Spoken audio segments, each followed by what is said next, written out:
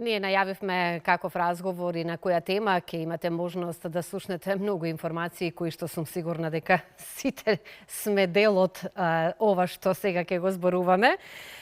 Добро утро за доктор Љупчо Николов, хирург, травматолог во Аџибадем Систина. Добре ни дојдовте. Да, дегенеративни болести на рбетниот столб, како да ја намалиме ни оваа болка која што ја чувствуваме на промена на времето и да го зачуваме квалитетот на животот, ќе биде одлично да ве слушаме со внимание. Да, ви благодарам први на поканата. Секако, ова е доста актуелен проблем, секојдневен и мислам дека секој од нас почувствувал проблем или некој наш близок почувствувал проблем со рбетниот столб. Во суштина, дегенеративните болести на рбетниот столб е процес на старење, од кој што не можеме да побегнеме. Но има и кај младата популација. Така е, да. Од други причини. По принцип, да, различни ни се Сакам да ве прашам, причините. јас се извинувам, Оливера, ќе си продолжите вие, односно ќе си започнете убаво со разговорот. Како вие го започнувате утрото како доктор? Па, Ако нема итен повик. ако се нема итен повик и ако имаме регуларен ден, вообичаено 6,5 часот станат и 7,5 треба да бидеме на работа. Со напеток, дали може да ве послужиме нешто? Од нашата миникуина, кафе, чај? Може секако. Задоволство ќе ви биде. Може чај. Да ви подготвам, да. Може, благодарам. И може да се започнете, како што кажав, јас со нетрпение чекам да ве слушам, ако имам и некои прашања. Слободно, со се што можам. старењето го чувствуваме, ќе поставам, повелете. Така, многу честа тема, дегенеративни промени на рбетниот столб, посебно во 6-та, 7-та и 8-та деценија, а ние сакаме да имаме здрави гледачи и токму затоа. Кои се најчести дегенеративни проблеми кои што настануваат на рбетот и дали се најчести, да, како што кажавме во овие возрастни доба? Па вака, значи, дегенеративните промени или состојби во суштина представуваат промена на структурата на рбетниот столб со текот на старењето, а воедно и промена на мобилноста. Принципот или основната причина зошто е токму старење. Нешто од кое што природно не можеме, меѓутоа има многу начини како можеме себе си да си помогнеме. Зошто велиме 6-та, 7-та и 8-та декада во животот? Со напредокот на медицината, техниката и технологијата, во суштина е пролонгиран животниот век. Во сите статистички анализи во литература, бројот и популацијата на 6-та, 7-та, 8-та декада многукратно се зголемува, се смета дека тоа и само ќе се зголемува понатаму. Од тука и она многу честа проблематика која што е врзана со рбетниот столб, односно со секојдневните активности. 6-та, 7-та, 8-та декада, 9-та декада од животот се во суштина и ефекти на Дали тоа значи дека во таа возраст помалку физички сме активни и недоволното движење, кинезотерапијата и слично? Апсолутно да. Со старењето се намалува и мобилноста и токму тука лежи и проблемот кој што сакам да го потенцирам, бидејќи со старењето не е проблем само формата, структурата на рбетниот столб, односно коска како коска од локомоторниот систем, меѓутоа мускулатурата е битниот фактор. Таа е таа што ни овозможува да се движиме. Намалувајќи активноста, вежбањето, движењето, се намалува се повеќе и повеќе мобилноста и од тука произлегуваат дополнителните проблеми. Треба да се земе во предвид дека пациентите, односно популацијата 6-та, 7-та, 8-та декада од животот, тоа се пациенти кои што имаат и дополнителни конкомитантни болести.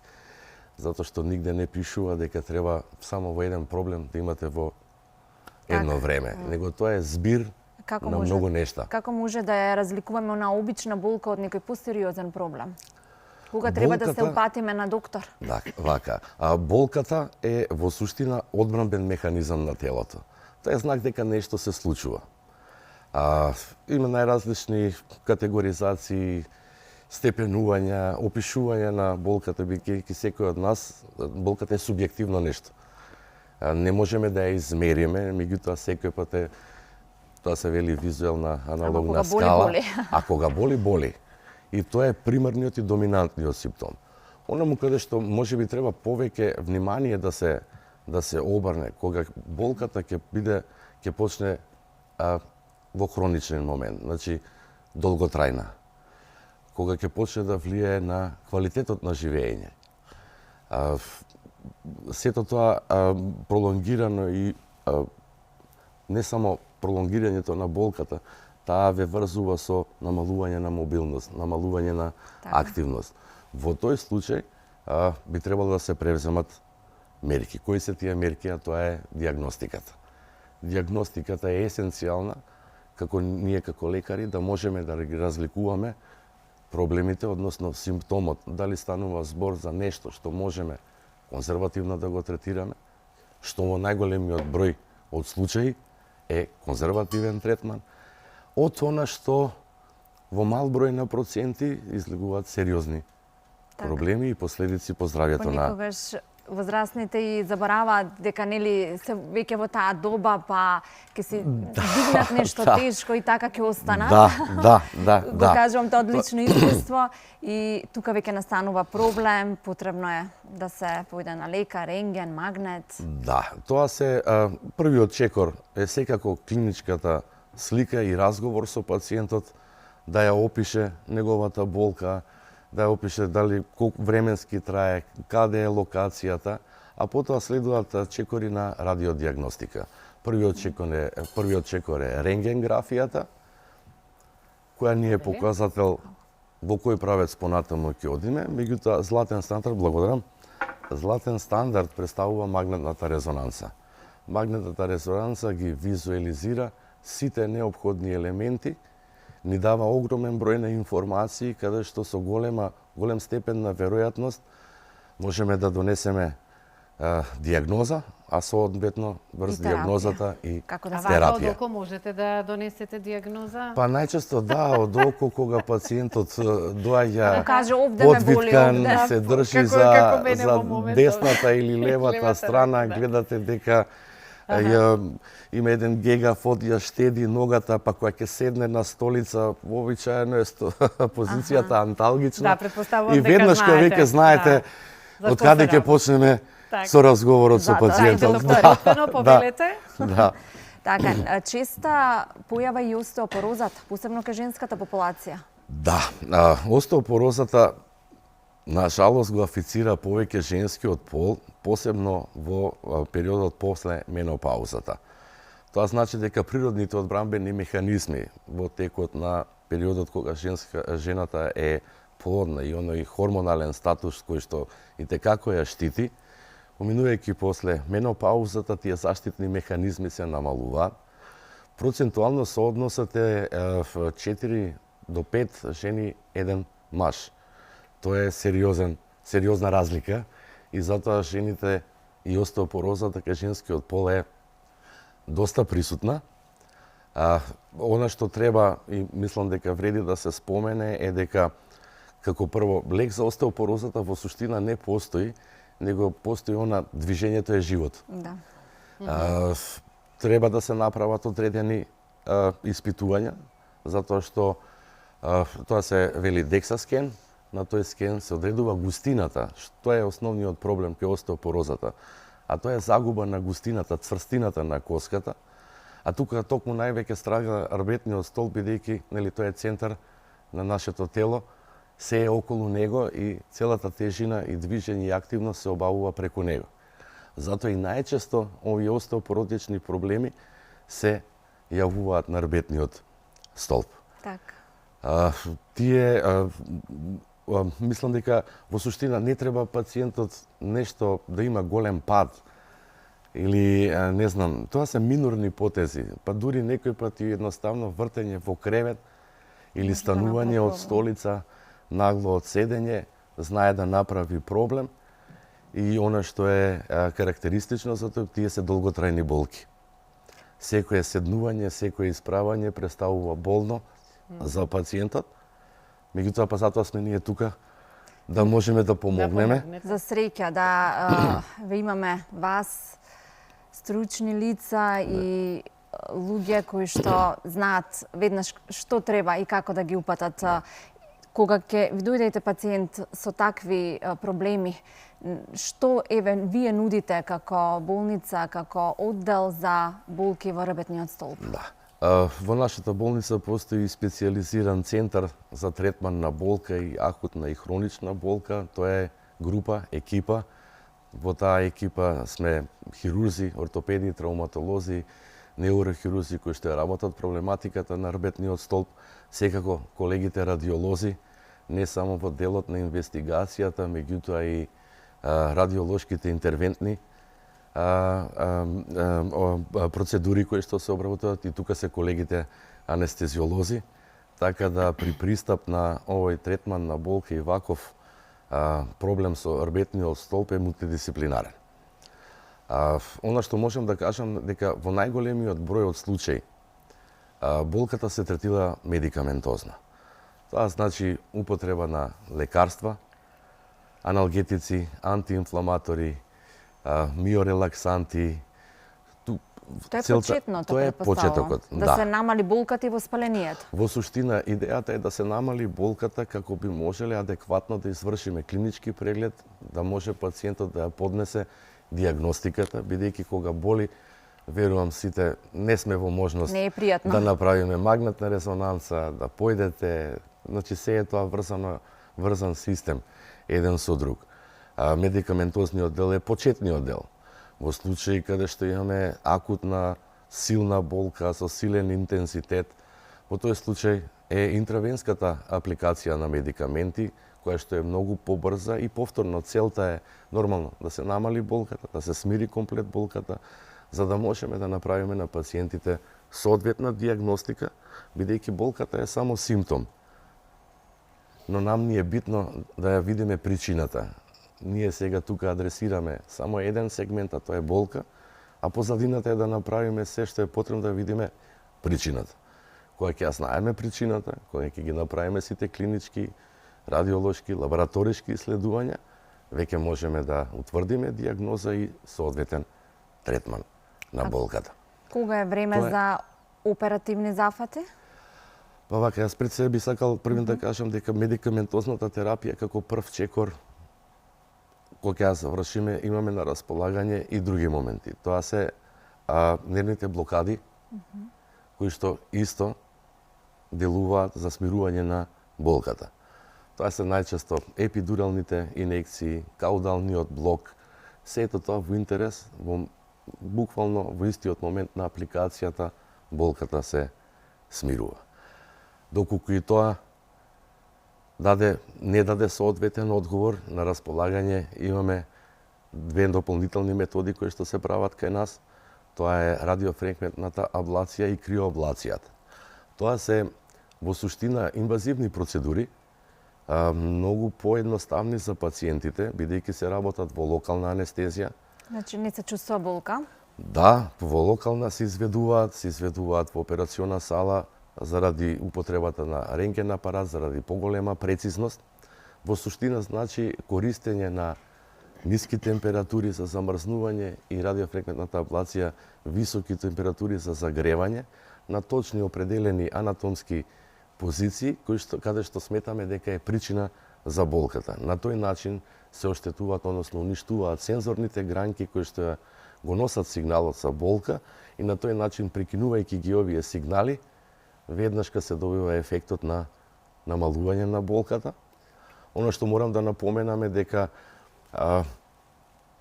вредноста, односно успехот на овие интервенции, земајќи во предвид дека станува збор за симптоматолошка терапија, е околу литературата вели 60-70%, што за нам лекарите е многу голема и добар успех. И она што е добро да се напомене е тоа дека овие работи може да се повторуваат.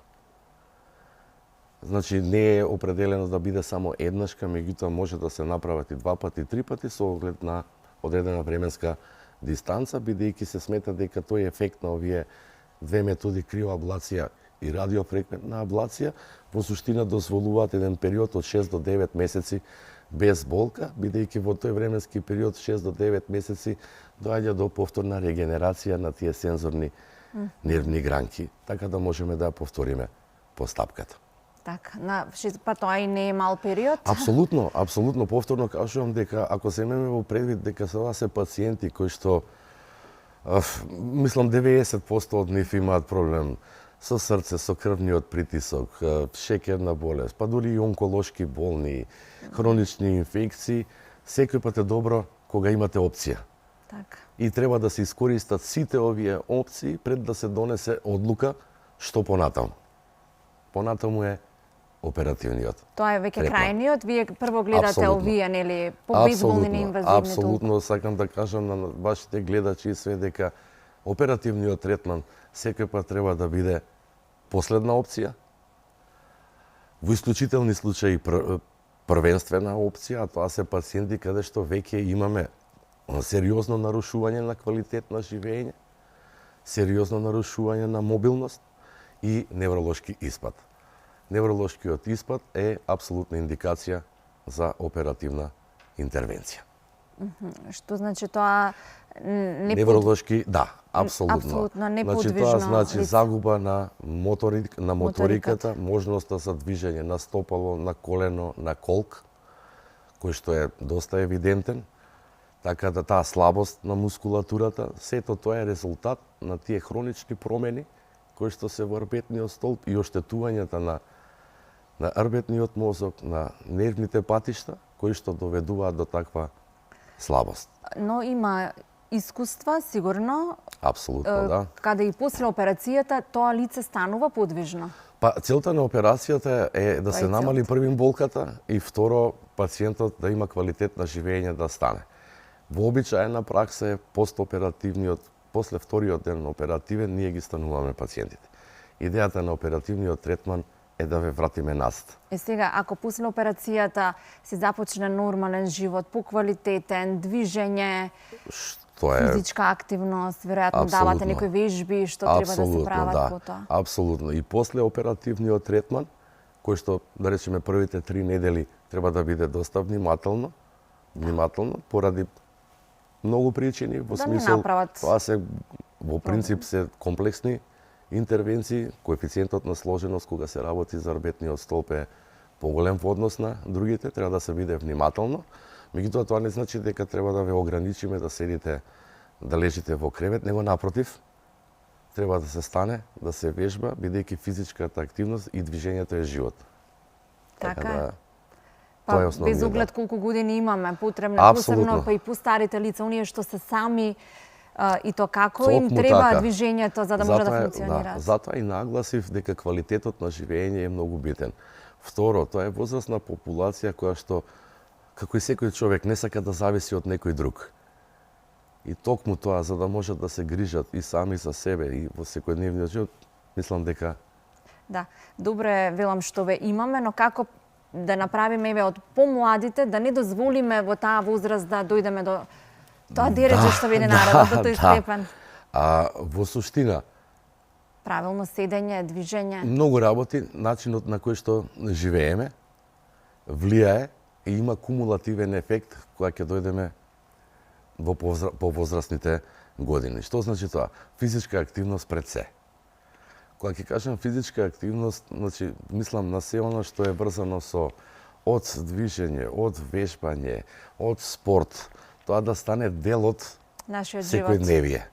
Да може да се посвети внимание во однос на физичката активност, тоа може и дома да се прават, тоа се 10, 15, 20 минути, кои што мислам дека секоја млада особа може да одвои за себе.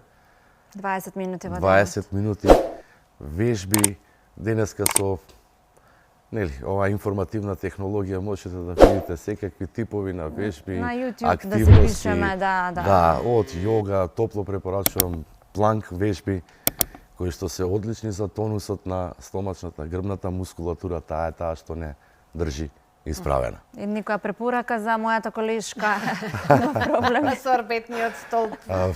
Вежбање и активност, Да, верувајте да. ми. А сакам да ве прашам вака сега. Ако имаме почести болки, тоа значи дека побрзо старееме. Не. Побрзо треба да делуваме. Да, само треба побрзо да делуваме. Да делуваме тоа, физички да не активни. посетите, да видиме што е Да. Што ми ќе видиме што е и како е, многу лесно може да одлучиме како понатаму. И секогаш знаеме да се жалиме јас со вас, докторите, поготово на оваа тема кога зборуваме, од времето да се пожалиме дека има промена на време. На времето сите чувствуваме проблем. Да. Посебно врти долногрбна рамото. болка, па не врти рамото, па некој е затегнато во вратот, леле плешките, така да тоа е секојдневие, верувајте. Многу ви благодарам, преубави совети за сите нас, затоа што кажавме ние од популацијата, според статистиката, не знам ни колку проценти, ако не се 100, а еве нека се 90% се соочуваме со вакви проблематики. Бањата дали е добре дојдена уште тоа да ве прашам? Секако. Да. Секако. Без Бањата и разлика на годишната Апсолутно, возраст. апсолутно. Физикална терапија, бањичка и уживање малку така, нели, Апсолутно. опуштање на мускулатурата. Така е, Ви да. благодарам, докторе, се гледаме и повторно. Ви благодарам Секогаш сте ни на добре поканата. дојдени. Да.